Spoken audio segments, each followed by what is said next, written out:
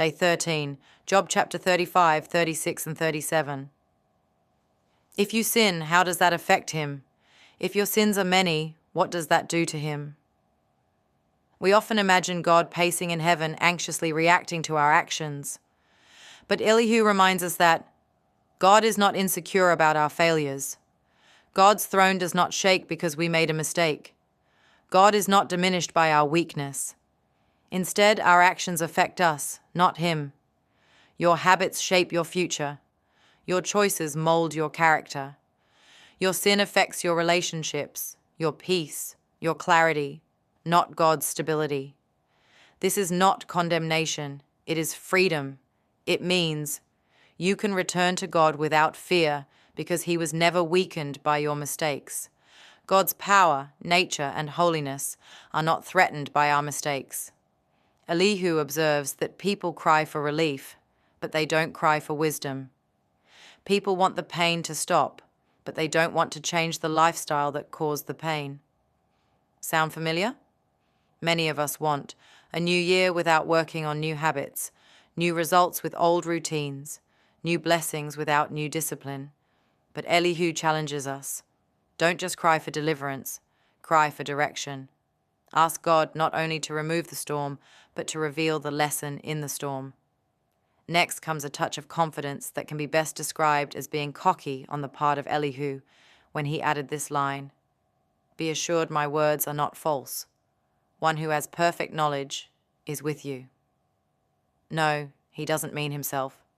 I thought that way too. Actually, he means God, the one who sees the full picture. We see today. God sees eternity. We feel the tears of the moment. God sees the purpose in the moment. We feel the pain of the process. God sees the outcome of the process. Because God has perfect knowledge, He knows why a door closed, why a relationship ended, why a delay was necessary, why a mistake became a turning point. Elihu goes on to give a timely warning. Be careful that no one entices you by riches.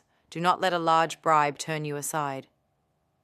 We live in a world where money can make you compromise values, where opportunities can disguise traps, where quick success can destroy character. But this verse speaks to temptations that we encounter daily. Shady business deals, dishonest shortcuts, manipulative relationships, or get-rich-quick schemes. Elihu is urging us not to allow desperation to lead us away from integrity.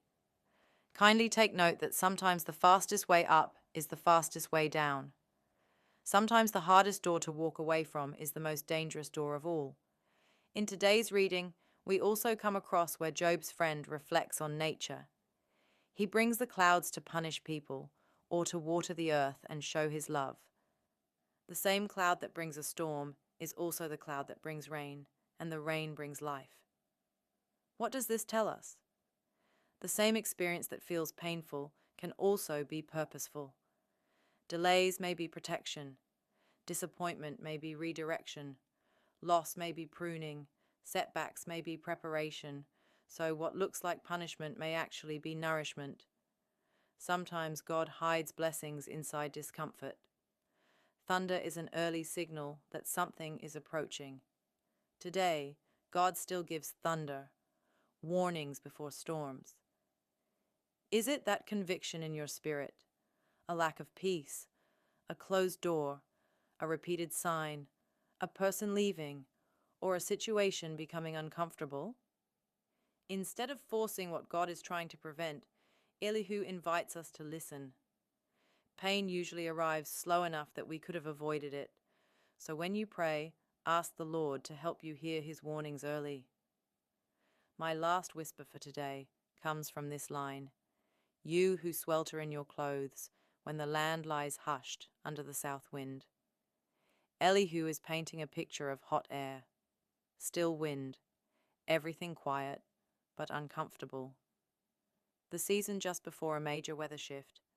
Sometimes your life enters a quiet but suffocating season, when prayers feel unanswered, when plans are stuck, when nothing moves, when everyone else seems ahead. The point Elihu is making is this: stillness often precedes change. God may be preparing a new direction. He may be rearranging circumstances behind the scenes. He may be allowing silence to strengthen you. Please, friends, don't mistake a quiet season for abandonment. It may be preparation for breakthrough.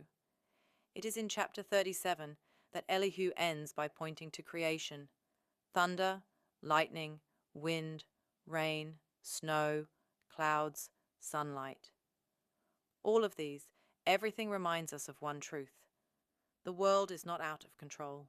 Your life is not out of control. God is still in charge. If God controls the weather, something no human can master, then surely He can manage your finances, health, family, your future, purpose, as well as your plans. God is both powerful enough to run the universe and gentle enough to care about you. Most of Elihu's message is not to condemn, but to realign our thinking. God is not weakened by your failures. God is in control, even when you are not.